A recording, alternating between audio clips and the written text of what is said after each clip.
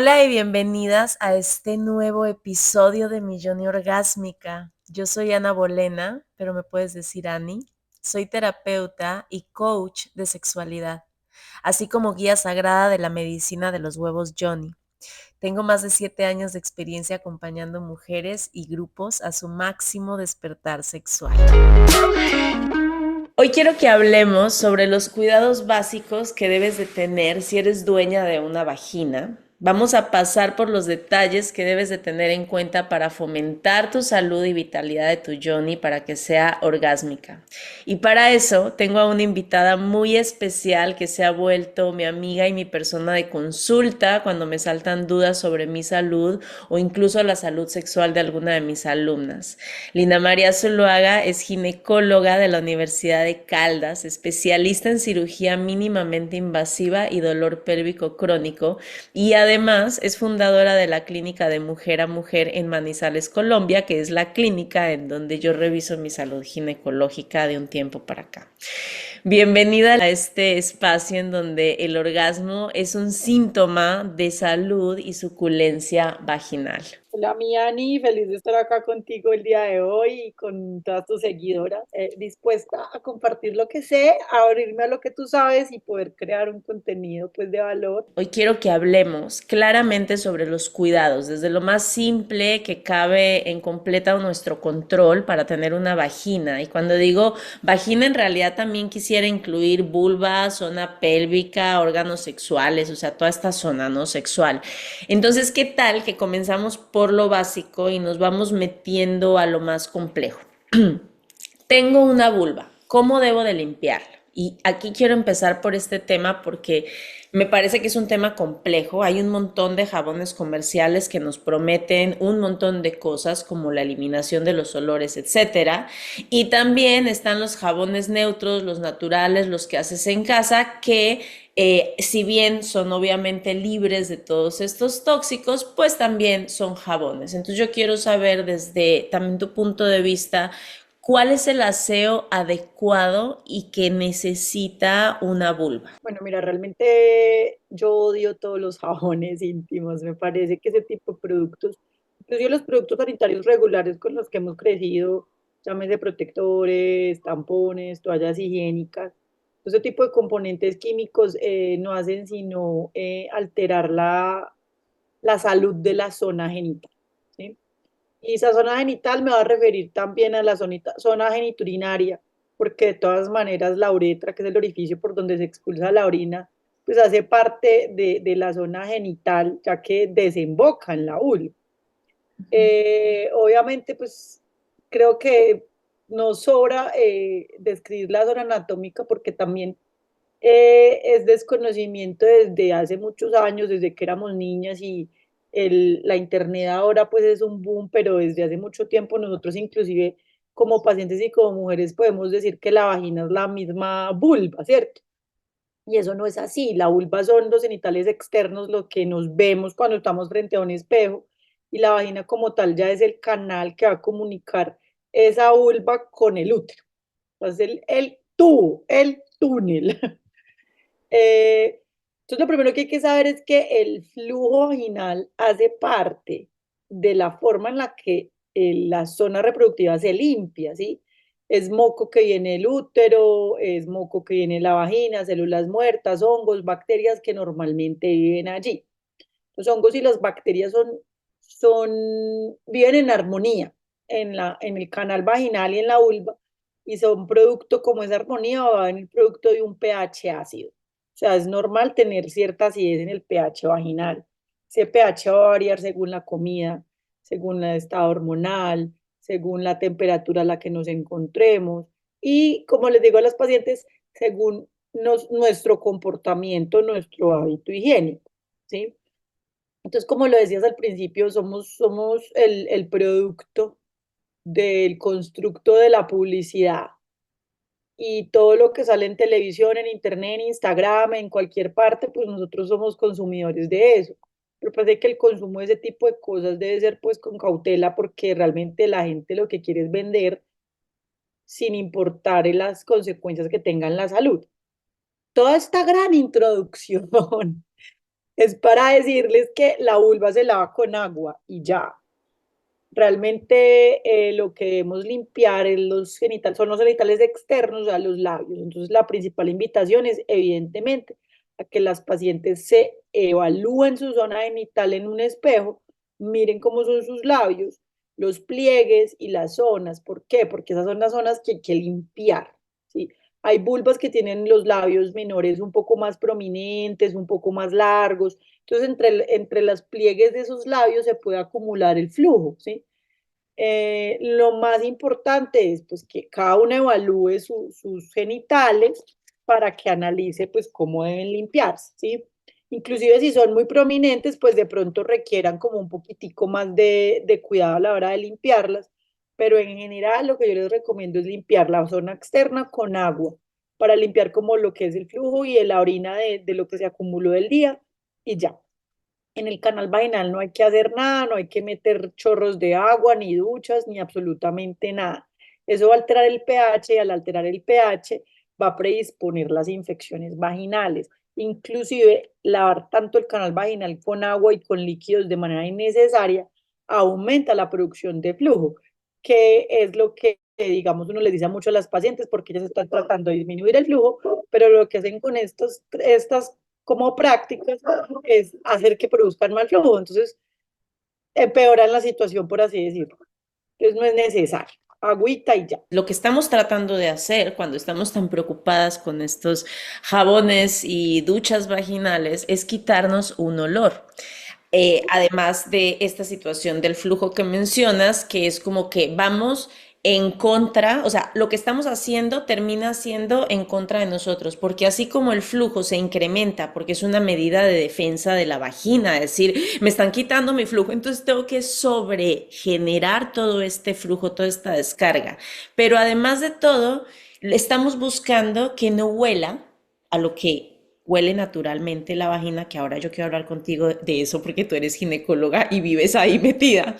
Entonces, no huela, pero con estos productos, al desbalancearla, terminamos haciendo que tenga olores que no corresponden y que pueden también no ser agradables. Entonces, yo quiero saber qué onda con el olor, porque yo le digo a mis alumnas siempre, háganse amigas de sus olores, de sus fluidos, huelan su sangre menstrual, huelan su vulva en las diferentes etapas de su ciclo, porque la vulva siempre va cambiando, siempre huele diferente y conforme nos amistamos con esos olores, pues empezamos a dejar de necesitar tantos productos para que nos vuelvan amigas de algo que no es natural. Entonces, yo quiero saber qué es un olor, o sea, qué piensas tú al respecto del olor de la vagina y cómo debemos de saber si es un olor adecuado, quitémosle lo rico o feo, porque eso es un valor que nosotros le damos un adjetivo, un calificativo,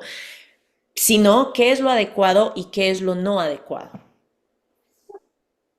Lo normal es que tenga un olor. O sea, hay que, como tú dices, amistarse con eso, porque vuelvo a lo que les dije ahorita, somos un constructo de la publicidad que vendió olor a menta fresca, a chicle, a hierbabuena, a lavanda, no sé, a un montón de cosas que no son naturales, que no son del cuerpo realmente. O sea, una cosa es que uno se aplique un perfume, una crema en el corporal para tener un olor agradable, ¿sí? Y hace parte pues como de la higiene habitual pues del cuerpo.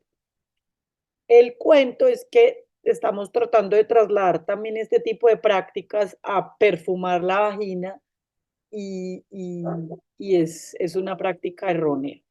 La vagina tiene un olor característico, ese olor no es igual en todas las mujeres, realmente yo creo que todas olemos diferente, porque va a ser el producto de las hormonas, de las bacterias de las cuales cada una está colonizada, de los comportamientos, o sea, de la individualidad. Por lo tanto, es un olor sui generis, al igual que el olor corporal, o sea, la pareja, por ejemplo, nosotros olemos el olor de la pareja del cuerpo y uno no se lo siente, ¿cierto? O sea, uno no se sabe a qué huele uno, pero la gente sí sabe lo que huele uno. Y no es el olor del perfume ni nada, eso es el olor de uno. De la misma manera es el olor de la vagina. Ese olor también va a variar, como lo dijiste, según el ciclo hormonal, según la edad, según los mismos comportamientos que tengamos. Eh, Como la zona genital está colonizada por hongos y bacterias, pues ellos van a vivir ahí, pero van a vivir en armonía, o sea, van a estar estables y no van a causar ningún olor anormal, a no ser que prolifere uno u otro, ¿sí? Generalmente, digamos, cuando prolifera mucho el hongo, va a tener como un dejecito de levadura o de acidez fuera de lo habitual, a lo que uno está acostumbrado a su olor, y más que todo va a cambiar las características del flujo vaginal a un flujo blanco, grumoso o aguado, pero no va a causar un mal olor. Generalmente ese olor cuando el hongo prolifera en exceso va a ser es más sintomático, entonces algo más inflamatorio, más piquiña, ardor, y ahí es que de pronto uno identifica, por ejemplo, que hay algo que no está bien. Ahora, el olor de la bacteria, si es un olor un poco más molesto, por así decirlo, porque muchos lo describen como un olor a pescado. Ese olor a pescado podrido va a ser, se va a empeorar, por así decirlo, cuando está expuesto a la sangre de la menstruación o al semen, que significa que el pH se torna más básico, ¿sí? Cuando está como en ese caldo de cultivo o en ese cambio de pH, es que empieza a soltar las bacterias el olor que hacen característico. Realmente también algunas cuentan que se sienten el olor como por encima de la ropa, o sea, como si apestaran, por así decirlo. Y otro olor que es anormal, literalmente, es de carne podrida, o sea, imagínense, eso huele horrible, y eso es cuando hay cáncer de cervix, ¿sí? Entonces, digamos, uno a veces por los olores se puede identificar que algo no está bien, ¿cierto? Sea una básica infección por una bacteria que se puede tratar con antibiótico, con óvulos, hasta cosas pues tan graves como un cáncer. Pero Entonces, por mira eso, qué importante, Linis, perdón, te interrumpo. Mira qué importante lo que me estás diciendo, que incluso se abraza muy bien con lo que yo digo, que es si uno está conectado con sus olores, con su cuerpo, uno puede escuchar a su cuerpo, uno puede decir, a ver, mi sangre menstrual, por ejemplo, no está oliendo adecuadamente, ¿qué está pasando? Esto me puede estar diciendo que debo de ir al médico porque algo está desbalanceado, o lo que tú me estás diciendo, este olor a pescado que además lo habíamos como englobado, ¿no? En que las vaginas huelen a pescado y es como, a ver, no, no podemos seguir diciendo eso porque también entonces, ¿qué pasa? Que a la que le huele a pescado, si no tiene la información adecuada, lo normaliza y dice, ah, no, pues es que qué horror, así huelen, ¿no? Pero no es así. La vagina con olor a pescado o, Dios mío, a carne podrida, pues te está diciendo, hay algo mal y tienes que ponerme atención, pero si tú estás todo el tiempo ocultando los olores de tu vagina con productos y con jabones y con cosas, pues también no le estás permitiendo al cuerpo expresarse y para tú tomar las decisiones que debes de tomar. ¿Por qué dan tantas infecciones? ¿A qué se debe? lo más común, lo que yo veo son las prácticas inadecuadas. O sea, tristemente, nosotras mismas nos causamos eso desde el desconocimiento, ¿sí? Porque eso viene como en una cadena desafortunada de, de supuestos. Entonces la mamá le decía a uno, lávese bien. Entonces, pero ¿qué es lavarse bien? ¿Qué me tengo que lavar? Entonces, como venimos desde un tabú, porque la zona genital es un tabú y sigue siendo un tabú para muchas regiones, para muchas personas, para muchos estratos socioeconómicos, entonces, lávese bien. Eso es como cuando uno va a la nutricionista le dije, coma ensalada, pero qué ensalada, qué verdura, qué le he hecho, qué porción, porque inclusive eso debe tener como unos límites, ¿sí? Entonces de ahí radica que uno constantemente está buscando información o le está preguntando a las amigas o le está preguntando a personas que no saben o personas que dicen saber y que con toda seguridad le están dando a uno una información. Los influencers que ahora pues son tan de moda y la gente los sigue como de una manera tan ferviente. Aparte de todo que nosotros estamos en la cultura latinoamericana y la cultura latinoamericana es de la magia. Entonces nosotros le creemos más a la vecina, a la amiga, al señor de la farmacia, a lo que uno vio en el periódico que al profesional. Y el otro cuento es que hay muchos profesionales que tampoco saben, porque esa es la realidad, por lo mismo, por los supuestos. Entonces, basados que estamos cuidando nuestro cuerpo desde el desconocimiento, pues radica en prácticas inadecuadas que uno asume que están bien. Entonces, venimos a lo que te decía ahorita, el uso de protectores diarios que no tiene sentido, eh, inclusive el uso de ropa interior, ¿me entiendes? O sea, ropa A interior, mí o me sea, ha cambiado muchísimo mi salud vaginal desde que procuro no usar calzones. O sea, los uso cuando son necesarios porque si no me estorba el jean o lo que sea, pero yo en mi día a día estoy sin calzones. No estoy muy segura de que sea porque la vagina necesite respirar ni nada por el estilo, sino porque ¿para qué? O sea, ¿para qué tener una tela pegada de mi vulva todo el día? Y eso también, fíjate que es algo, Lina, que me parece clave porque recibo a muchas alumnas que me dicen, ay, Ana, es que no, ay, no, es que yo estoy desesperada, es que es una humedad, es que me baja tanta humedad.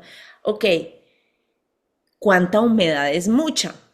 ¿No? ¿Cuánta humedad es mucha? Porque es que lo saludable, según tengo entendido, son alrededor de 4 mililitros diarios de humedad que tu vagina expulsa en descargas. Obviamente, según va pasando el ciclo, son diferentes, según el momento es más huevito, más clarita, más espesa, menos espesa, pero son descargas. Entonces, las mujeres, ¿qué hacemos? No, es que se me manchan los calzones, no, es que se me mojan los calzones, entonces ahí va el padcito para absorber que le está, ya nos está haciendo disrupción hormonal, resequedad absoluta, no ahí conectada.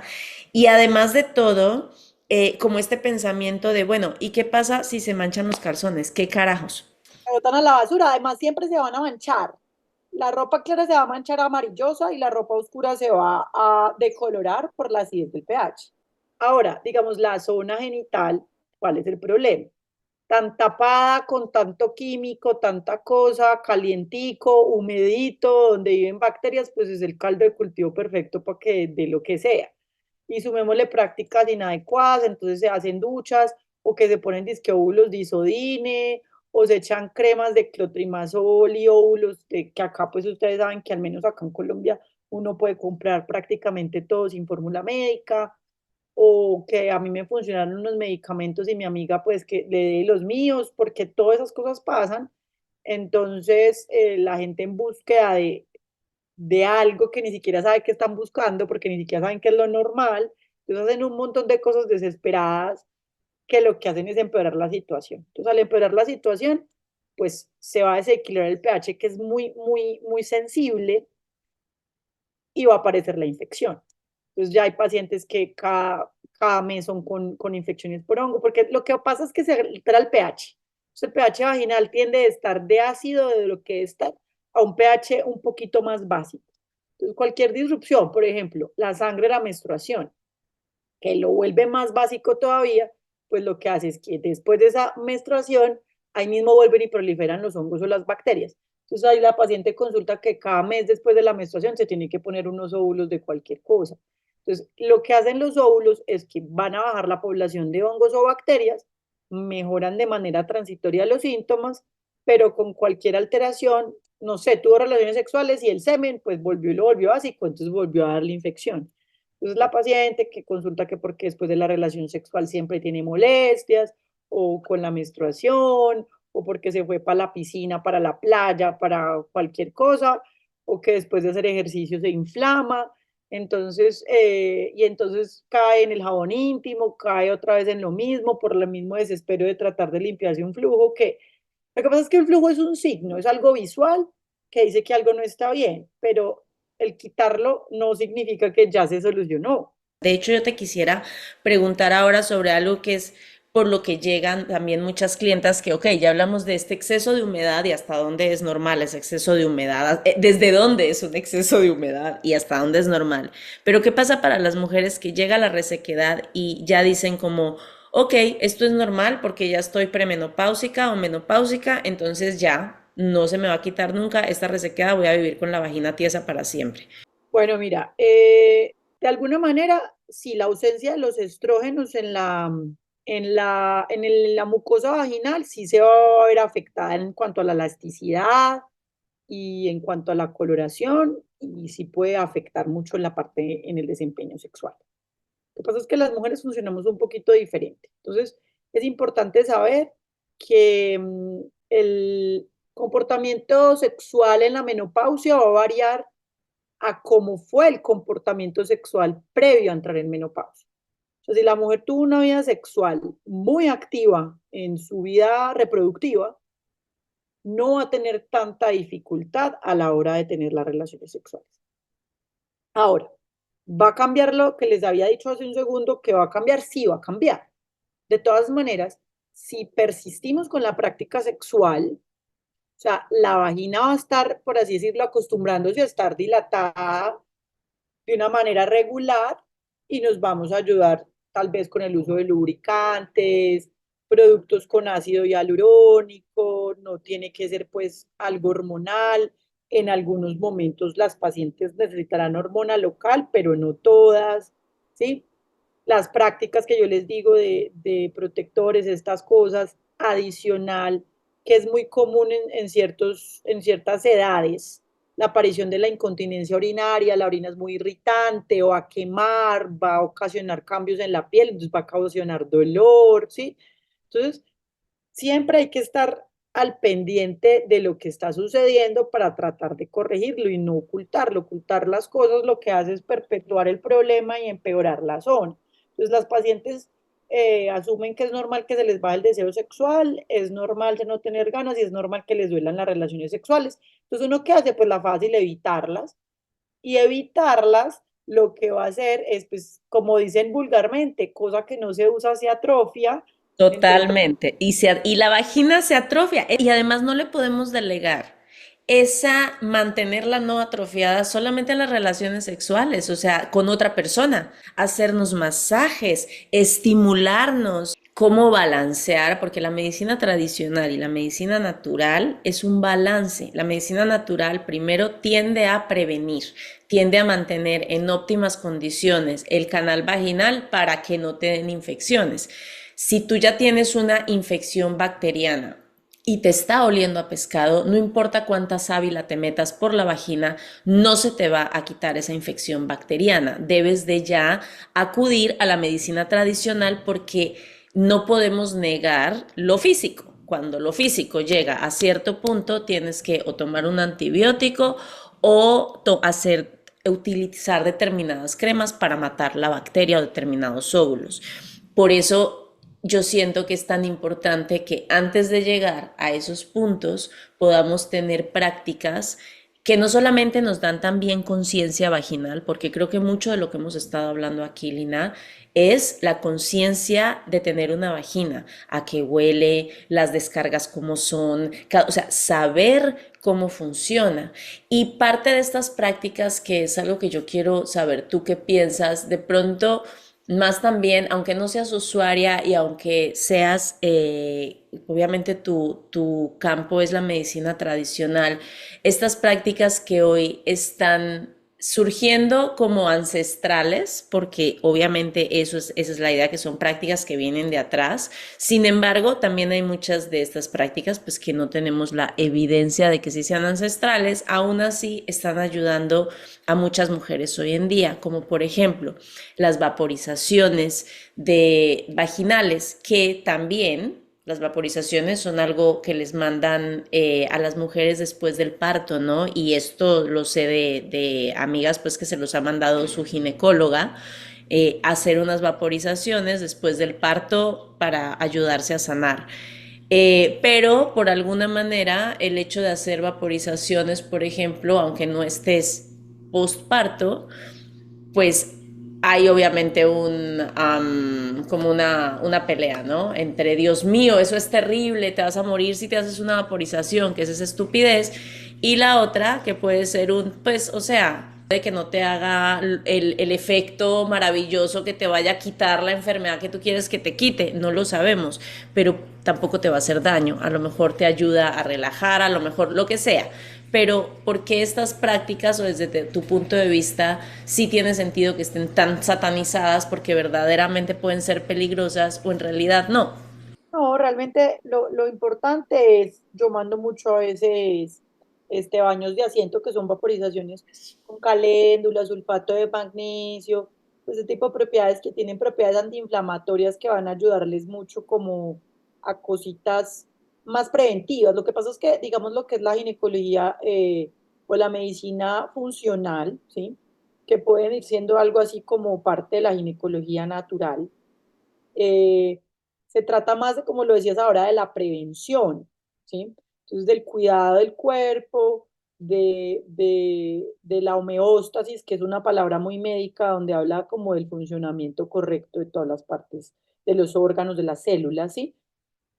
Entonces, de ahí radica, por ejemplo, lo que es la alimentación, el ejercicio, el manejo del estrés, o sea, cosas que uno va a hacer en su vida diaria para estar bien. Eso no significa que uno en algún punto de la vida no le va a dar una enfermedad.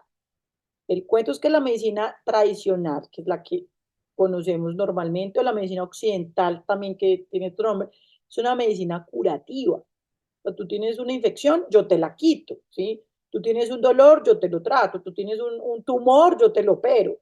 Pero, pero eso no significa que, ¿y después qué? Porque entonces yo te doy un ciclo antibiótico para matarte la infección, pero resulta que es que el antibiótico no solo va a matar la infección, va a matar las bacterias buenas de todo el cuerpo, te va a alterar el intestino, la piel, o sea, te vas a enfermar, por así decirlo. Entonces yo soy amiga de meter probióticos después, entonces hay que mejorar la alimentación luego. El abuso de los antibióticos disminuye la expectativa de vida, por ejemplo, porque todos somos un cúmulo de bacterias. Realmente el cuerpo es un montón de bacterias buenas defendiéndonos de las bacterias nocivas, de las bacterias patológicas. Pero pues la gente cree que bacteria igual a malo y no es así. Virus, sí, prácticamente virus sí es igual a malo porque el virus no debe estar en el cuerpo, pero una bacteria sí.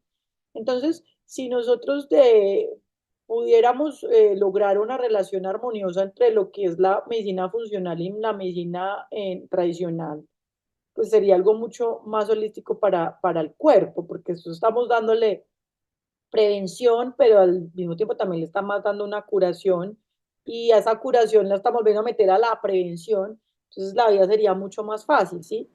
Y la vida sería mucho mejor porque la gente estaría mucho más sana a lo que está ahora. Entonces, Ok, una vez la medicina la entendemos como algo curativo, entonces tenemos que pensar qué hacer el resto del tiempo que no nos estamos curando, es cómo vamos a fomentar nuestra salud y cómo nos vamos a estar con nuestro cuerpo por medio de la alimentación, por medio de todas estas cosas que hacemos, para que también cuando llegue un momento de enfermedad o de un desbalance, pues estemos más fuertes.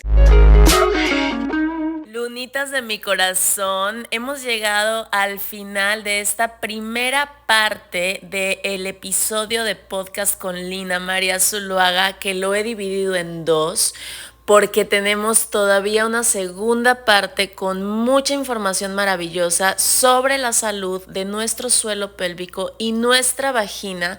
Vamos a hablar sobre ginecología funcional y les aseguro que van a aprender tanto o más de lo que aprendieron en este episodio, así que nos vemos dentro de 8 días con la segunda parte de este increíble tema de salud vaginal y pélvica.